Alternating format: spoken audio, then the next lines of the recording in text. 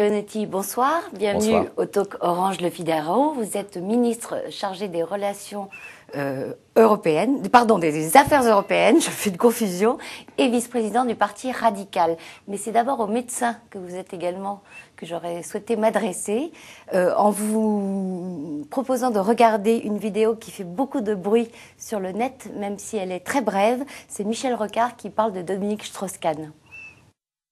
Cet homme avait visiblement une maladie mentale qui était une difficulté de maîtriser ses pulsions. Il est hors du coup, c'est dommage. Il avait un vrai talent, c'est vrai. Alors, qu'est-ce que vous pensez du diagnostic de Michel Rocard ? Oui, effectivement, ça relève du diagnostic à distance, peut-être même de l'exercice illégal de la médecine. Mais c'est le jugement de Michel Rocard. Et vous ne le partagez pas ? Écoutez, moi je pense qu'il y a une affaire, elle s'est gérée judiciairement. Si j'en tire une conclusion, je suis très heureux de vivre en France et d'avoir une justice française. Bien, revenons au Parti radical. Vous en êtes le vice-président, je vous l'ai dit. L'un de nos internautes voudrait savoir si vous soutenez la possible candidature de M. Borloo. Je rappelle que Jean-Louis Borloo a dit cet été qu'à cause de la crise, sa candidature risquait de devenir une nécessité. Oui, c'est un euphémisme. Mais en réalité... C'est l'ironie. Non, vous ne la jugez pas nécessaire? Non, je suis pas sûr je suis pas sûr, je le dis en toute sincérité et en toute amitié à Jean-Louis Borloo, je suis pas sûr qu'il ait envie d'être candidat. Il va inaugurer son siège la semaine prochaine. Et je ne sais pas s'il n'est pas dans la situation où il ne peut plus ne pas être candidat à cause de l'entourage qui le pousse à l'être. Mais plus globalement, Jean-Louis Borloo... Ça voudrait dire qu'il est coincé et que si éventuellement... Je ne suis pas sûr qu'il soit maître de son calendrier et totalement maître de ses décisions, je l'espère. Jean-Louis Borloo dit on ne peut pas vivre quand on est républicain, républicain social, humaniste, radical, à l'intérieur de l'UMP, il faut sortir. Moi je prétends, c'est à l'intérieur de l'UMP que ça doit vivre. Et je le dis d'autant plus fortement, d'autant plus clairement que je suis membre fondateur au titre du Parti radical de l'UMP, lorsque Alain Juppé en était le président. Vous êtes même chargé d'animer le Parti radical canal historique, j'allais dire, au sein de l'UMP. En tout cas, c'est la mission que Jean-François Copé vous a confiée. Avant, c'était André Rossino. André Rossino n'occupe plus ce poste, mais il est toujours à l'UMP. Tout ça manque sérieusement de clarté. Est-ce que, justement, il ne faudrait pas une clarification ? Eh bien, la clarification, c'est que l'UMP est un rassemblement de diverses sensibilités. Et que donc, il y a la diversité. Et que cette diversité, Jean-François Copé veut la faire vivre. Et moi, j'entends le bruit et les mots et les propositions de la droite populaire. C'est très bien qu'il y ait la droite populaire, mais l'UMP ne se résume pas à la droite populaire. Et je pense qu'il faut faire vivre à l'intérieur de l'UMP, comme je l'ai commencé à l'intérieur de l'Assemblée nationale, un mouvement qui s'appelle République et Humanisme, et dans lequel on retrouve des députés qui ne sont pas forcément que des radicaux, il y a des centristes, il y a des libéraux, il y a des gaullistes, qui ont ce sentiment que l'humain doit être au cœur des décisions. Et la droite sociale ? La droite sociale a fait quelques propositions qui ne ressemblaient pas à ce qui me fait adhérer à l'idée d'une république humaniste. Vous pensez aux déclarations de Laurent Wauquiez sur l'assistanat, par exemple ? Oui, je trouve que c'était peut-être... le sujet est intéressant. C'était peut-être pas à celui qui incarnait la droite sociale de faire la proposition. Vous avez évoqué la droite populaire, pardon. Certains trouvent qu'on l'entend trop. Vous dites c'est à nous de parler davantage pour qu'on nous entende davantage. Et ceux qui trouvent qu'on entend trop parlent de dérive droitière de l'UMP et en imputent en partie la responsabilité à Jean-François Copé. Est-ce que vous comprenez ce procès qui lui est fait ? On l'accuse aussi d'être trop libéral. C'est drôle parce que c'est les libéraux qui accusent les gaullistes d'être libéraux. Bon, je ferme la parenthèse. En tout cas, ce que je peux dire, c'est que je considère que Jean-François Copé gère bien notre mouvement. Et je considère qu'il le gère bien parce qu'il respecte la diversité. Je me suis ouvert à lui du fait que, ayant fait un groupe à l'Assemblée nationale de réflexion qui s'appelait République et Humanisme, je souhaitais que cette expression se fasse à l'intérieur de l'UMP. Non seulement il ne m'a pas dissuadé, mais il m'a encouragé à le faire.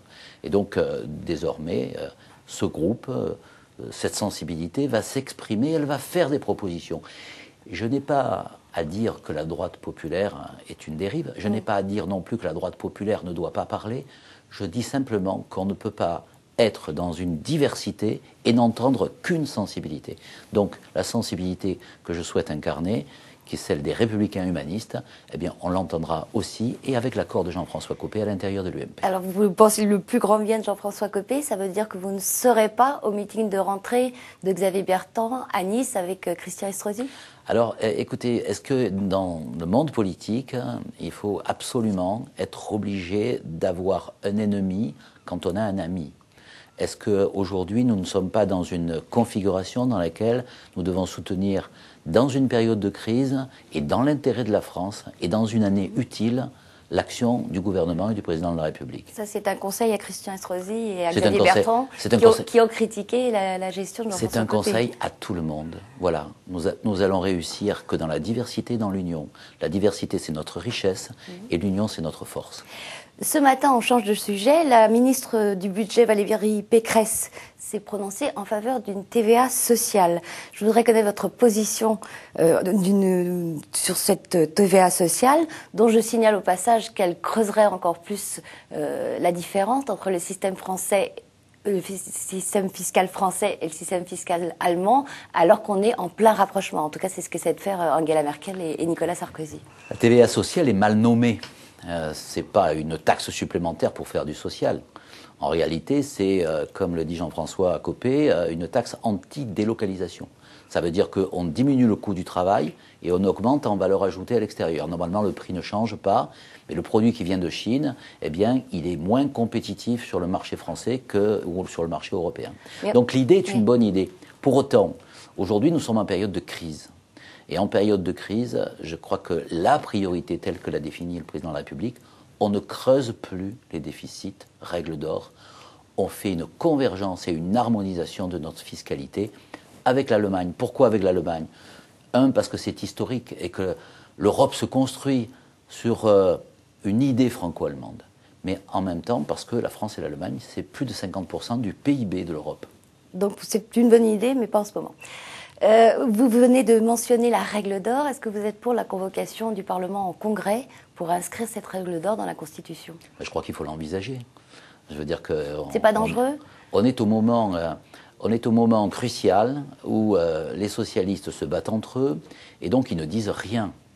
C'est quand même consternant que le Parti socialiste n'arrive à rien dire sur l'euro et sur l'Europe pendant tout un débat à La Rochelle. C'est ce qu'a dit Jean-Pierre Chevènement en qualifiant les journées de La Rochelle de funambulesque. Vous êtes d'accord avec Jean-Pierre Chevènement? Oui, funambulesque. Mais généralement, quand on est funambule et qu'on est plusieurs sur le même fil, ça finit par tomber. Je ferme la parenthèse pour dire simplement que aujourd'hui, l'idée de la règle d'or est une idée qui s'impose à nous. Elle s'impose aux socialistes espagnols comme elle s'est imposée aux socialistes allemands. Et que donc aujourd'hui, l'intérêt de la France et l'intérêt de l'Europe et l'intérêt des Français, c'est que la règle d'or s'applique. Ils l'ont bien compris, les Français, qui savent très bien qu'on ne peut pas éternellement creuser les déficits sans mettre en danger les générations futures. Aujourd'hui, malheureusement, au Parti socialiste, le premier qui dit la vérité, il est disqualifié. Donc ils ne disent rien, sauf éventuellement Manuel Valls qui arrive parce qu'il est probablement certain de ne pas être l'élu du Parti socialiste, à dire un certain nombre de vérités. Enfin, il a changé d'avis sur la règle d'or. Hein. Il a tellement changé d'avis souvent, il a été pour. Ça peut encore changer. En tout cas, je crois qu'aujourd'hui, il y a une démarche du gouvernement, et en particulier de François Fillon, qui essaie de consulter l'opposition pour voir si on peut, au-delà de nos différences, faire émerger l'intérêt général et faire émerger l'intérêt de notre pays. Et puis, j'espère qu'il va y arriver. Et donc, il faut aller au Congrès. C'est un risque qu'il faut prendre. L'enjeu le mérite. Il faut que le risque soit mesuré. Mais je ne doute pas qu'à un moment donné, les socialistes, devant leurs responsabilités, sauront sortir par le haut de la crise dans laquelle ils sont eux-mêmes mis. Eh bien, on verra. Dernière question à laquelle je vais vous demander une réponse brève. Le collectif budgétaire arrive demain en commission des finances de l'Assemblée. Vous n'êtes plus député, mais néanmoins, vous voulez faire vivre une sensibilité que vous qualifiez d'humaniste. Est-ce que vous approuvez la hausse de la taxation sur les contrats de complémentaire santé? Écoutez, c'est une mesure qui peut apparaître comme une mesure qui frappe directement les Français dans leur santé.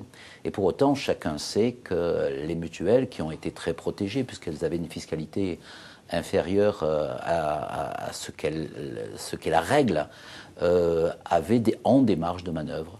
Donc j'appelle à la responsabilité des mutuelles pour faire en sorte... Vous imaginez un instant qu'elles ne répercutent pas Eh bien, j'espère que dans ce monde, au lieu de penser toujours qu'à soi, il y a un moment où quand même on pensera au collectif et que les mutuelles seront absorbées dans l'effort collectif qui est demandé. Je rappelle que 83% de l'effort qui est demandé est un effort qui porte sur les entreprises, sur les gens qui ont un patrimoine et sur les personnes les plus aisées.